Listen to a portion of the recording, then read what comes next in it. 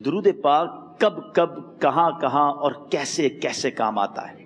ایک بہت ہی خوبصورت واقعہ، بڑا ایمان افروز واقعہ ہے جو میں آپ کے سامنے پیش کرتا ہوں۔ ایک دوست نے اپنے ایک دوسرے دوست کو قرض دیا، اور جب اس نے قرض دیا تو وہ قرض ایک بڑی اماؤنٹ تھی، 3000 دینار۔ وہ ٹائم آ گیا جب اس ٹائم وہ قرض لینے کے لیے اپنے دوست کے پاس گیا کہ بھائی مجھے میرے پیسے واپس دو، تو اس نے کہا کہ پیسے تو نہیں ہے میرے پاس، میں کولیپس ہو گیا ہوں، بزنس اب میرا ختم ہو گیا ہے، میں تمہاری رقم نہیں دے سکتا۔ اس نے ایک اور ٹائم دے دیا اسے کہ ٹھیک ہے اب اتنے دنوں کے بعد میں دے دوں گا۔ وہ ٹائم بھی گزر گیا، اور جب وہ ٹائم بھی گزر گیا تو اس کے بعد اس دوست نے کہا کہ اب تو پیسے دے دو بھائی، میرا ٹائم پورا ہو گیا ہے۔ پھر نہ دے سکا ٹائم۔ آخر کار معاملہ جو ہے وہ کورٹ میں چلا گیا، قاضی کے پاس چلا گیا۔ اب قاضی نے جس کو پیسے دینے تھے اس کو بلایا اور کہا کہ بھائی آپ کو اس کے پیسے دینے ہیں؟ کہتا ہے ہاں پیسے تو دینے ہیں۔ تو کہا پھر دیتے کیوں نہیں ہو؟ کہا پیسے ہیں ہی نہیں، کاروبار ہی ختم ہو گیا ہے، قرضہ تو لیا تھا، اب میرے پاس بچا ہی کچھ نہیں ہے۔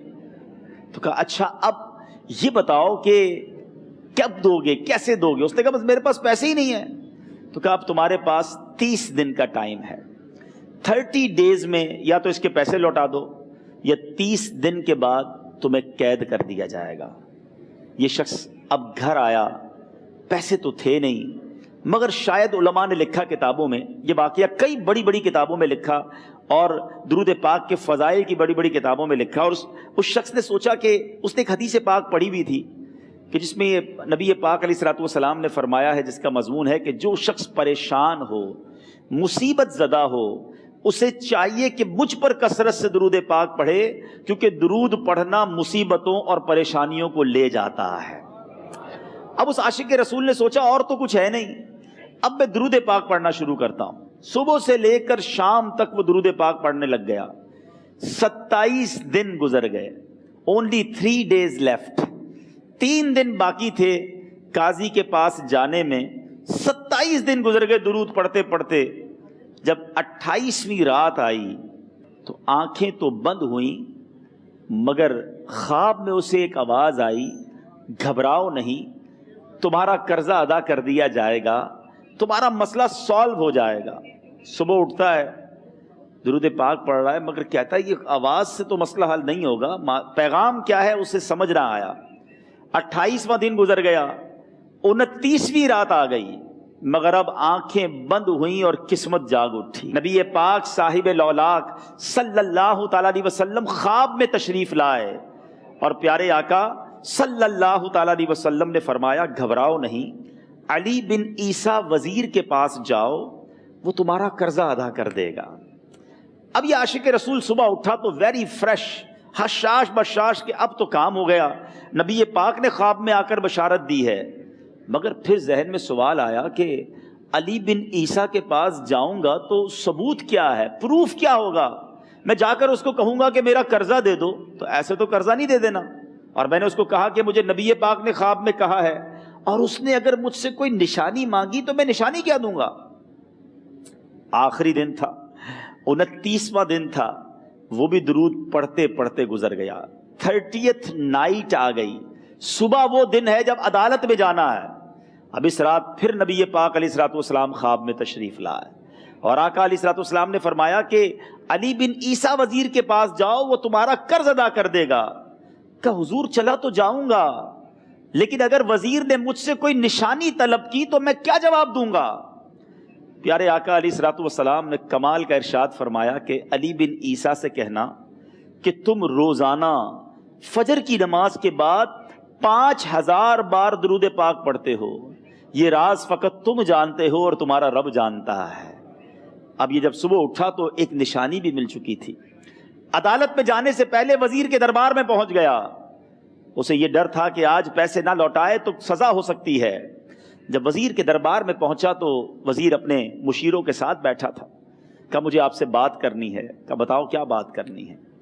کہا میں ایک پیغام لایا ہوں آپ کے لیے۔ اچھا کس کا پیغام لائے ہو؟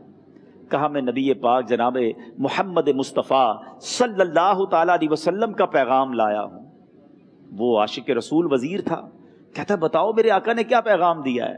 کہا حضور میں 3000 دینار کا مقروض ہوں، آج آخری دن ہے اور میرے آقا نے مجھے بشارت دی ہے کہ آپ سے کہوں کہ آپ میرا قرض ادا کر دیجئے۔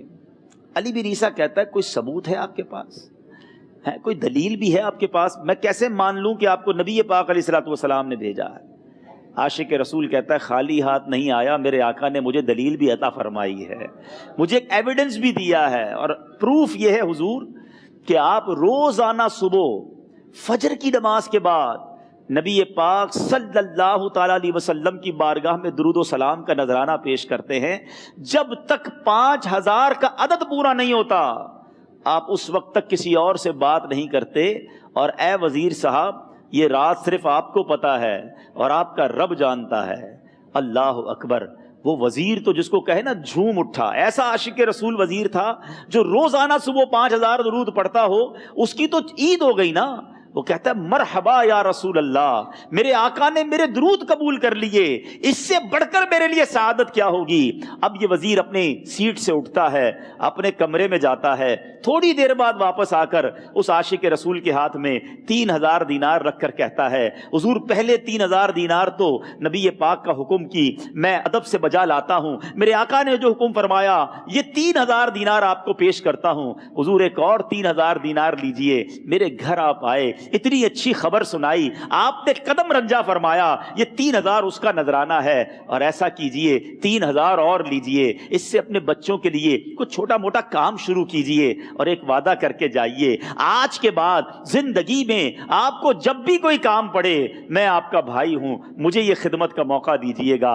اللہ اکبر! وہ مقروض جو ایک رات پہلے 3000 دینار کا مقروض تھا، ہو سکتا ہے اس کے بیک آف مائنڈ یہ بھی چل رہا ہو کہ اب شاید کل میں نے جیل میں جا کر، عدالت میں جا کر گرفتاری دے کر جیل میں جانا ہے، مگر اب 9000 دینار ہاتھ میں ہیں۔ عاشق رسول جھومتا ہوا نبی پاک کی یاد میں گھومتا ہوا اب عدالت میں پہنچا۔ عدالت میں everybody expecting over there کہ آج اس نے آنا ہے اور آ کر کہنا یہی ہے کہ پیسے تو نہیں ہیں، گرفتار کر لو، مگر جا کر اس عاشق رسول نے 3000 دینار جج صاحب کے ہاتھ میں رکھ دیے۔ قاضی کہتا ہے پہلے تو یہ بتاؤ پیسے آئے کدھر سے؟ تم تو کہتے تھے غریب ہوں، تم تو کہتے تھے کاروبار نہیں ہے، ایک مہینے میں اتنی بڑی رقم کا انتظام کیسے ہو گیا؟ سبحان اللہ! اس عاشق رسول نے گویا زبان حال سے یہ کہا ہوگا کہ یہ تو کرم ہے ان کا، ورنہ مجھ میں تو ایسی بات نہیں، اتنا دیا سرکار نے مجھ کو، اتنی میری اوقات نہیں۔ اس نے وہ پورا واقعہ بھری عدالت میں سنا دیا۔ اللہ اکبر! میرے پیارے اسلامی بھائیوں ذرا سوچو پہلے زمانے میں کیسے عاشقان رسول ہوا کرتے تھے، وہ جج، وہ قاضی بھی کیسا سرکار علیہ الصلوۃ والسلام کا عاشق تھا۔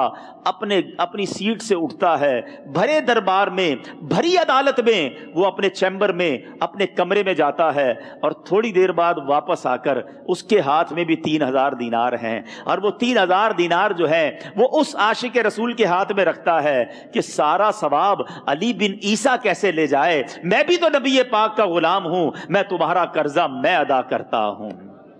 اچھا، اب ایک اور عجیب سینیریو یہ بن گیا کہ جس نے کیس کیا تھا، جس نے دعویٰ کیا تھا، وہ بھی یہ سارا منظر دیکھ رہا تھا۔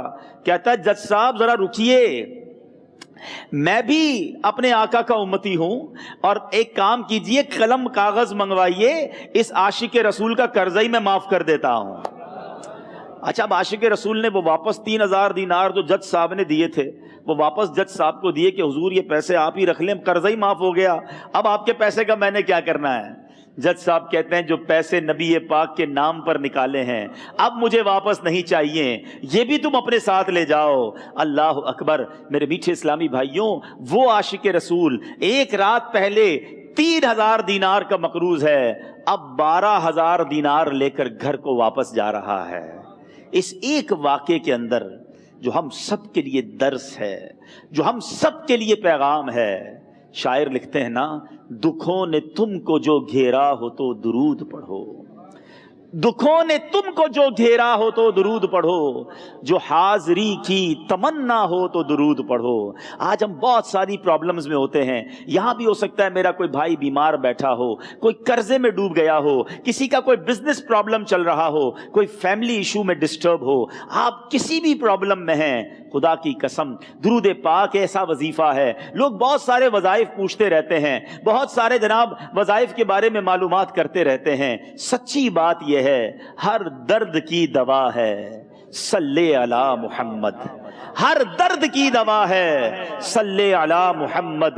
तावीज़ हर बला है सल्ले अला मुहम्मद। तो खुदारा अपनी जिंदगी में दुरूद पाक को शामिल कर लीजिए और आप बिलीव करें, जब आपने कसरत से दुरूद पाक पढ़ने शुरू कर दिए, आप अपनी आंखों से देखेंगे आपके प्रॉब्लम दूर हो रहे हैं, आपकी सेहत अच्छी हो रही है, आपके कर्जे उतरने शुरू हो गए हैं, रोजगार में आपके बरकत होना शुरू हो जाएगी, आपके चेहरे पे नूर आना शुरू हो जाएगा, आपकी जबान में असर आना शुरू हो जाएगा। सल्लू अलल हबीब सल्लल्लाहु तआला अला मुहम्मद। मुझे अपनी और सारी दुनिया के लोगों की इस्लाह की कोशिश करनी है।